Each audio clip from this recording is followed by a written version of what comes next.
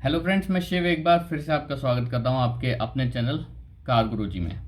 तो आज इस वीडियो में हम बात करने वाले हैं ग्रैंड आई-10 नियोस के बारे में। जैसा कि हमने पिछली वीडियो में आपको थोड़ा सा एक ब्रीफ दिया था कि ग्रैंड आई-10 नियोस ड्यूल सिलेंडर में भी लॉन्च हो गई है, तो कंपैरिजन रहेगा इसमें। थोड़ा सा मैं आपको बताऊंगा कि आपको ग्रैंड आई-10 नियोस क्यों लेनी चाहिए कंपैरेटिवली अदर कंपटीशन के। जो कंपटीशन में दो गाड़ियां हैं जो कि हैं टाटा टियागो और मारुति सुजुकी स्विफ्ट। ठीक है, इन दोनों के कंपैरिजन में आपको ग्रैंड आई-10 नियोस क्यों लेनी चाहिए ये बताऊंगा और थोड़ा सा ब्रीफ करूंगा। बाकी देखिए, चॉइस आपकी है। डीलरशिप पे विजिट करिए, तीनों गाड़ियाँ चला के देखिए, जो ज़्यादा अच्छी लगती है वो आप परचेज़ कर सकते हैं। मैं तो यही कहूँगा, देखिए मैं सिर्फ ये वीडियो बनाने का मेरा मोटिव सिर्फ इतना रहता है, जो मैं वीडियोज़ आपके लिए बनाता हूँ, कि आपको कुछ नेगेटिव्स हैं तो वो आपके सामने आ पाएँ। आपने जो भी रिसर्च करी है या नहीं कर पाए हैं वो चीज़ आपके सामने आ पाए। और आपको एक चीज़, अगर आप नहीं जानते हैं चलाना गाड़ी, फर्स्ट टाइम बायर हैं और आपको ज़्यादा नॉलेज नहीं है, चलाते भी हैं फिर भी आपको इंटरेस्ट नहीं है, बट एक अच्छी गाड़ी आपको अपने लिए ख़रीदनी है, बजट कार, फैमिली कार, तो इस वीडियो का पर्पज़ सिर्फ इतना है कि आप तक एक अच्छी गाड़ी पहुंच जाए। तो मैं सिर्फ आपको उसके पॉजिटिव्स और नेगेटिव्स बताऊंगा, जो कि आप, मैं तो कहता हूँ जो भी मैं चॉइस बताता हूँ, मेरी चॉइस अलग हो सकती है, आपकी अलग, रिक्वायरमेंट्स अगेन, तो रिक्वायरमेंट हर किसी की अलग है। मैं जो बताऊंगा वो भी आप कंसिडर करिए, और जो मैं पॉइंट्स बताता हूँ वो जाके आप तीनों गाड़ियों में चेक करिएगा। ठीक है, उसके बाद ही अपने लिए जो आपको पसंद आती है वो गाड़ी लीजिए। मेरे पॉइंट सिर्फ इतना है कि आप उन चीज़ को जाके ध्यान में रख के अपनी गाड़ी चेक करें और चूज़ करें। ठीक है, सिर्फ इतना सा मेरा मोटिव रहता है, बाकी ऐसा कुछ नहीं है मुझे किसी पर्टिकुलर एक कंपनी से लगाव है या फिर मुझे कहीं से कोई पैसा मिल रहा है या मैं प्रमोट कर रहा हूँ कोई कंपनी, ऐसा कुछ नहीं है। हाँ, एक चीज़ थी, पहले मैं, अभी तक मैं टाटा को बहुत ज़्यादा प्रमोट करता था, सर्विसेज भी बहुत, आपको एक समझ में आएगा, बड़ा फैक्टर होती है। तो जब मैंने टाटा ख़रीदी, मेरे पास टाटा पंच है अब, तो उसकी भी एक अलग मैं वीडियोस लेके आने वाला हूँ कि उसके साथ थोड़े से इश्यूज़ हो रहे हैं और टाटा जिन्हें मतलब सॉल्व नहीं कर पा रहा है, तो उसकी एक पूरी अलग वीडियो आएगी, उसमें अलग से ही बात करेंगे। तो अभी फ़िलहाल के लिए इस वीडियो में शुरुआत करते हैं इसी चीज़ से कि जो ग्रैंड आई-10 नियोस है वो हाल ही में लॉन्च हुई है ड्यूल सिलेंडर के साथ, जिसमें आपको बूट स्पेस मिल जाता है। अब ये ज़्यादा वैल्यू फॉर मनी और ज़्यादा प्रैक्टिकल कार आपके लिए कैसे बन जाती है, इस चीज़ के बारे में इस वीडियो में बात करने वाले हैं। तो सबसे पहले मैं बात कर लूँगा कि इसके जो कॉम्पिटिशन है उनमें ऐसा क्या नहीं है जो ये गाड़ी दे देती है। सबसे पहले बात करेंगे कि ये जो है गाड़ी, इसके मैं फीचर्स बताता हूँ आपको, कि जो बेसिक्स, जो जिसकी वजह से वो दोनों गाड़ियाँ मुझे लगता है कि एक बेटर ऑप्शन बनते बनते रह गई। इसमें आपको हर एक चीज़ का कॉम्बिनेशन मिल जाएगा इस गाड़ी में। ऐसा नहीं कहूँगा ये सबसे अच्छी है, बट ऐसा है कि इसमें सारी कमियां नहीं हैं। इसमें ऐसा है कि जो आपको चाहिए ना हर एक चीज़ है, थोड़ी बहुत कॉम्प्रोमाइज़ हो रही है, बट हाँ ये आपको हर एक चीज़ दे देगी। जैसे कि अगर मैं बात करूं सबसे पहले रिफाइनमेंट की, कि जब आप जाते हो एक गाड़ी लेने और गाड़ी चलाते हो तो आपको सबसे पहली रिक्वायरमेंट गाड़ी के इंजन से होती है। रिक्वायरमेंट होती है इंजन की कि यार स्मूथ चले, ठीक है, कोई प्रॉब्लम ना आए, फैमिली के साथ जा रहे हो तो कहीं खड़ा ना होना पड़े कि रास्ते में ख़राब हो गई, ब्रेक डाउन हो गई। तो सबसे पहली चीज़, तो सबसे मतलब एक जो बड़ी चीज़ है वो तो इंजन ही है। तो इंजन की अगर मैं बात करूं तो सबसे पहली चीज़ आती है रिफाइनमेंट। ठीक है, तो और जब आप चलाते हो आपको चलाने में भी मज़ा आएगा इस गाड़ी को। 4 सिलेंडर इंजन मिलता है आपको, जिसमें एनवीएच लेवल बहुत ज़्यादा कम हो गए हैं अब।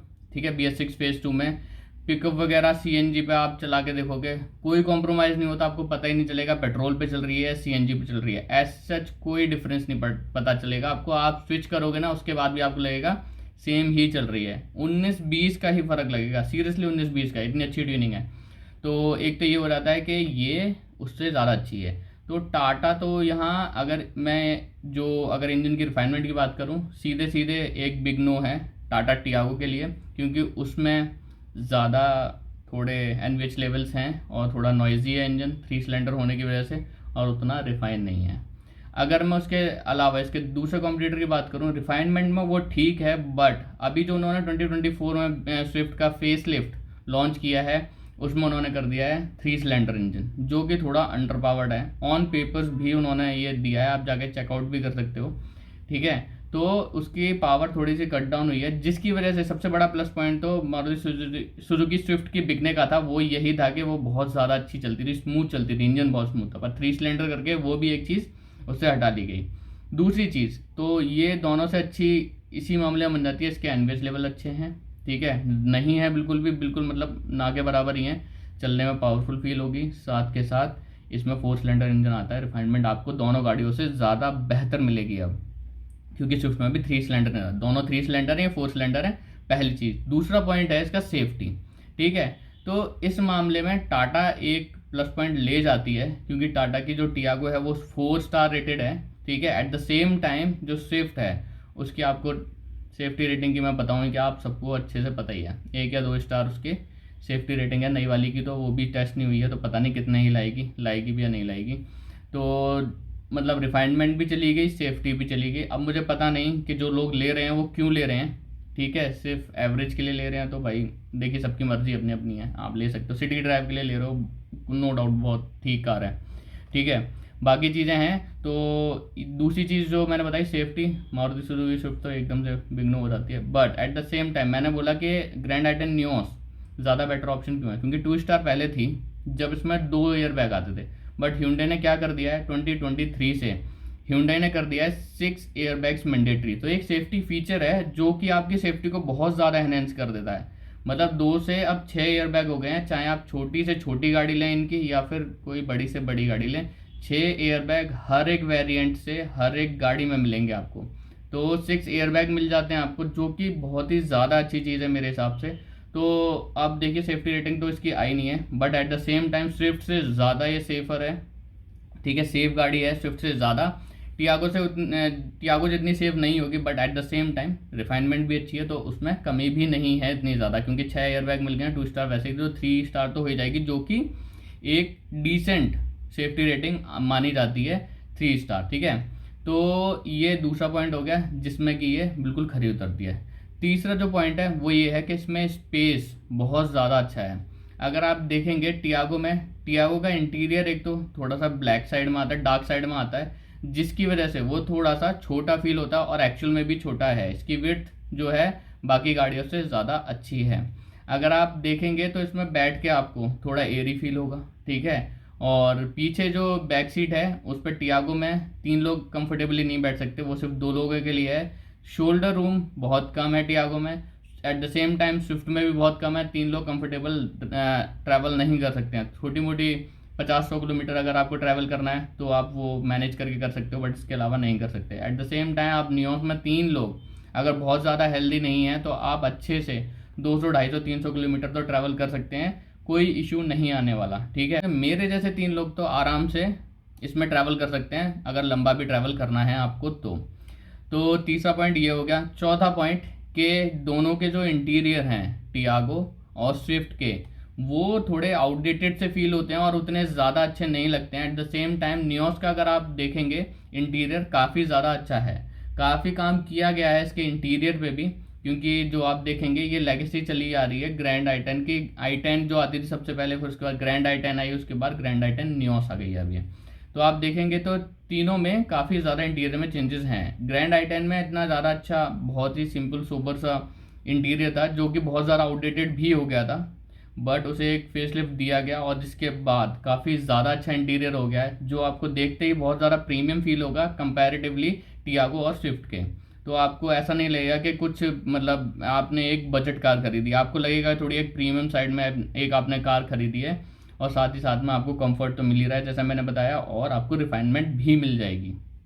इसके बाद अगली जो बात करेंगे वो बात करेंगे लुक्स की। ओवरऑल अगर लुक्स देखेंगे, सबकी अपनी अपनी प्रायोरिटी होती हैं। ठीक है, देखने में तीनों गाड़ियाँ ही मुझे बहुत अच्छी लगती हैं, मुझे तीनों गाड़ियों से कोई शिकायत नहीं है।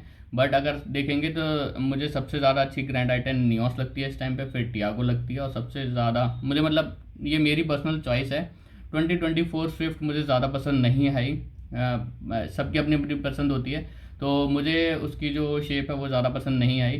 तो हर किसी की पसंद हो सकती है, किसी को स्विफ्ट सबसे ज़्यादा पसंद होगी इन तीनों में, तो वो आपकी पर्सनल चॉइस है, मैं इसके लिए कुछ नहीं बोलूँगा। ठीक है, तो प्लीज़ रिस्पेक्ट करिएगा मेरे भी चॉइस की, इस पर ऐसा कोई कमेंट मत करिएगा कि वो ज़्यादा अच्छी है, ये मेरी पसंद है, बस इतना सा है।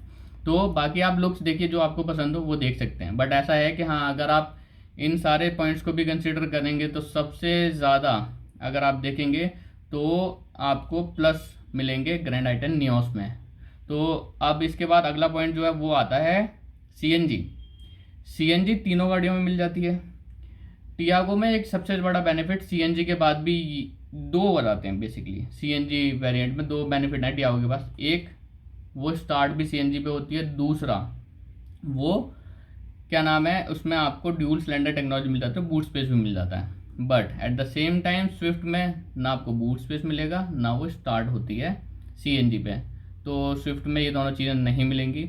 अब बात करेंगे Hyundai की ग्रैंड आइटन नियोस की। तो ग्रैंड आइटन नियोस में आपको ड्यूल सिलेंडर के साथ साथ आपको मिल जाएगा बूट स्पेस। मतलब बूट स्पेस तो मिल ही रहा है, जो आपको टाटा टियागो में मिल रहा था, बट ये स्टार्ट पेट्रोल पे होती है, फिर स्विच होती है सीएनजी पे, जो कि कोई ज़्यादा बड़ा इशू नहीं है, स्विफ्ट का भी सेम है, ठीक है। तो इसमें ये प्लस पॉइंट मिल जाएगा, ड्यूल सिलेंडर होने की वजह से आपको बूट स्पेस मिल जाएगा। तो यहाँ पे इसमें दोनों चीज़ें मिल रही हैं आपको। सेफ्टी सीएनजी मिल रही है और रिफाइनमेंट भी मिल रही है, जो कि टियागो में नहीं मिल रही है। तो मेरे हिसाब से ये एक बेटर ऑप्शन हो जाता है टियागो के कंपैरिजन में। और स्विफ्ट में आपको बूट स्पेस बिल्कुल नहीं मिल रहा है। तो अगर आप सीएनजी के साथ साथ बूट स्पेस भी चाहते हैं तो grand आइटन Nios is the good option, और मैं बोलूँगा एक बेस्ट ऑप्शन है इस टाइम पर।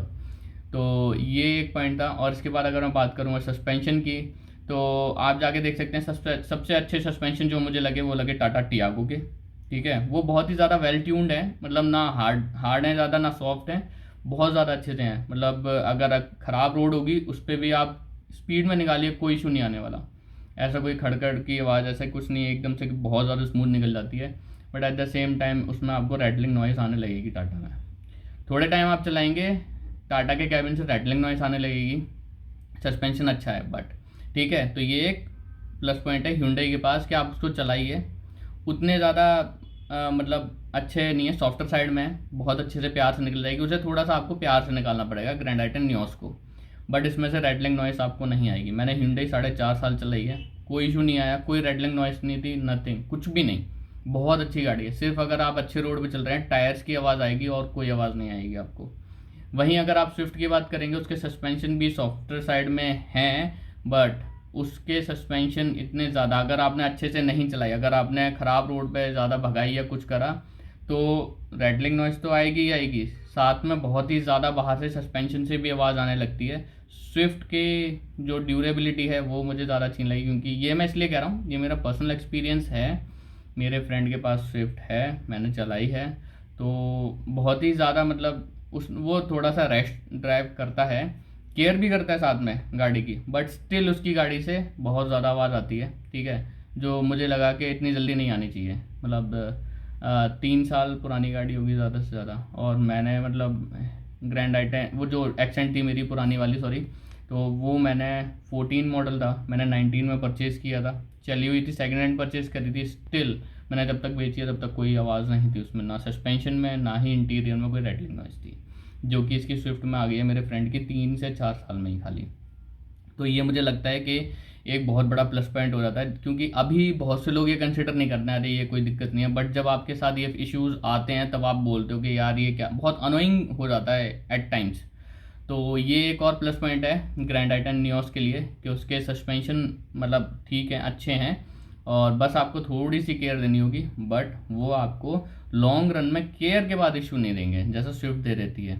और टाटा में आप कितनी भी केयर देना, कुछ भी करना, रैटलिंग नॉइस आपको आएगी ही आएगी। मैं ये चीज़ आपको मेक श्योर करके देता हूँ, क्योंकि हर एक गाड़ी, अब देखिए हमारे ग्रुप में टाटा भी है, मैं खुद एक टाटा ओनर हूँ, और मेरे पास Hyundai भी रही है, तो दोनों का एक्सपीरियंस मैं आपको अच्छे से बता सकता हूँ मतलब, क्योंकि टाटा मैं पिछले 1-1.5 साल से चला रहा हूँ, और Hyundai की एक्सेंट मैंने 4.5 साल चलाई है। तो दोनों का मेरे पास एक्सपीरियंस है, पर्सनल एक्सपीरियंस से बता रहा हूँ। Hyundai की सर्विसेज, Hyundai की ड्यूरेबिलिटी, और हर एक चीज़ में Hyundai ज़्यादा बेटर है टाटा से, ठीक है। मारुति में आपको सर्विसेज अच्छी मिल जाएंगी, बट ड्यूरेबल नहीं है मारुति की गाड़ियाँ, एज़ पर मी, मेरे पर्सनल एक्सपीरियंस के हिसाब से, जितना मैंने मेरे फ्रेंड्स के पास, मेरे फैमिली में देखी हैं, तो मुझे नहीं लगता कि उतनी ज़्यादा ड्यूरेबल है। अगर हाँ आप बहुत ही ज़्यादा केयर से चलाने वाले इंसान हैं तो स्विफ्ट में हो सकता है आपको कोई इशू ना आए। आपको छोटी सी भी चीज़ आती है, आप जाके सर्विस सेंटर पर दिखाएंगे,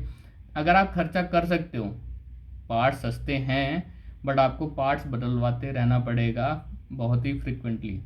चीज़ें ख़राब हुई आपको चेंज करानी होंगी, अगर आपने उनको थोड़ा सा भी अगर इधर उधर करवा के एडजस्ट करवा के चलवाने का सोचा, तो वो आप मारुति में नहीं कर सकते। आप पार्ट रिप्लेस कराओगे तभी आपको सॉल्यूशन प्रॉपर मिल पाएगा, क्योंकि Hyundai में है इतनी जल्दी इश्यूज़ नहीं आते हैं, क्योंकि फिट एंड फिनिश के इश्यूज़ नहीं है Hyundai में। सबसे बड़ी चीज़ उसके पार्ट्स थोड़े हायर साइड में हैं कंपैरेटिवली, इसके मारुति सुजुकी के थोड़े महंगे हैं, थोड़े से महंगे, बट वो बहुत ज़्यादा ड्यूरेबल हैं जो मैंने अभी तक नोटिस किया है, ठीक है। और इंजन तो बहुत ही ज़्यादा प्यारा है, बहुत ज़्यादा रिलायबल इंजन है। आप देख ही रहे हो i10 आज तक, ग्रैंड i10 की नहीं, मैं पुरानी i10 की बात कर रहा हूँ, वो आज तक रोडों पे दिखती है और इतनी स्मूथ और इतनी अच्छी कंडीशन में दिखती है। लोग आज भी उस गाड़ी से खुश हैं। वो सेकंड हैंड भी आज भी बिक रही है और वो आप चला के देखो उसे आज भी। किसी डीलर के पास जाना, खरीदना मत, सिर्फ उसकी टेस्ट ड्राइव लेना सेकंड हैंड i10 की पुरानी वाली की, आपको पता चल जाएगा कि इंजन कितना रिलायबल है। इतना पुराना इंजन है, बहुत ज़्यादा प्यारा इंजन है। तो मेरे हिसाब से ये कुछ पॉइंट्स थे जो मेरे हिसाब से आपको कंसिडर करने चाहिए। और अगर आप एक हैचबैक अपने लिए देख रहे हो और स्पेशली CNG में, और आपको बूट स्पेस भी चाहिए, तो देखो ये सारे पॉइंट्स आप कंसिडर करना। बाकी चॉइस आपकी है, आपको टियागो लेनी है, स्विफ्ट लेनी है, या फिर ग्रैंड i10 नियोस लेनी है। अगर आपको बूट स्पेस नहीं चाहिए, देखिए प्राइस लिस्ट मैं तीनों की स्क्रीन पर डाल देता हूँ, आप इसमें देख लो। तीनों की प्राइस लिस्ट है इसमें, ठीक है। तो इसके हिसाब से आप देख लो कि आपको कौन सी ज़्यादा सूटेबल लग रही है। वेरिएंट्स आपको कौन कौन से मिल जाएंगे। ये है कि टाटा में अगर आपको बजट आपका 8.5 लाख से कम है तो आप टाटा में जा सकते हो। 8.5 तक नहीं जाना चाहते हो तो आपके पास सिर्फ एक ही ऑप्शन रह जाएगा, टाटा, क्योंकि टाटा के ही बेस वेरिएंट से आपको CNG मिलती है, Hyundai में या फिर मारुति में नहीं मिलेगी जो कि। तो यही कुछ पॉइंट्स थे जो मेरे हिसाब से आपको एक बजट कार में देखने चाहिए। और स्पेशली जब आप एक CNG लेने जा रहे हैं तो मेरी तरफ से ये आपको, मेरा तो यही आपके लिए एक सजेशन होगा कि अगर आप ले रहे हैं तो गाड़ी, तो जिसमें आपको रिफाइनमेंट, बूट स्पेस, कंफर्ट और लुक्स वगैरह हर एक चीज़ मिल रही है, जिसमें आपको ज़्यादा कॉम्प्रोमाइज़ नहीं करना पड़ रहा है। कॉम्प्रोमाइज़ तो देखिए इस सेगमेंट में आपको करना पड़ेगा किसी ना किसी एक चीज़ के साथ, ठीक है। तो ग्रैंड i10 नियोस मेरे हिसाब से ऐसा लगता है कि सबसे ज़्यादा वैल्यू फॉर मनी बन जाती है, ठीक है, ड्यूल सिलेंडर में। तो बाकी आपकी चॉइस है, आप देख सकते हैं। और एवरेज में आप लिस्ट पे डाल देता हूँ कितना कंपनी क्लेम कर रही है, but at the same time 30+ तो सारी गाड़ियाँ दे देती हैं। टाटा थोड़ा सा 30 तक बहुत ही मतलब संभल के चलाओगे तब जाएगी, नहीं तो वो 26-28 तक जाती है टाटा टियागो। और बाकी आप देख लो, स्विफ्ट सबसे ज़्यादा एवरेज देती है, उसके बाद देती है आपको, मतलब ये वेरी करता है ड्राइविंग स्टाइल के ऊपर, ठीक है।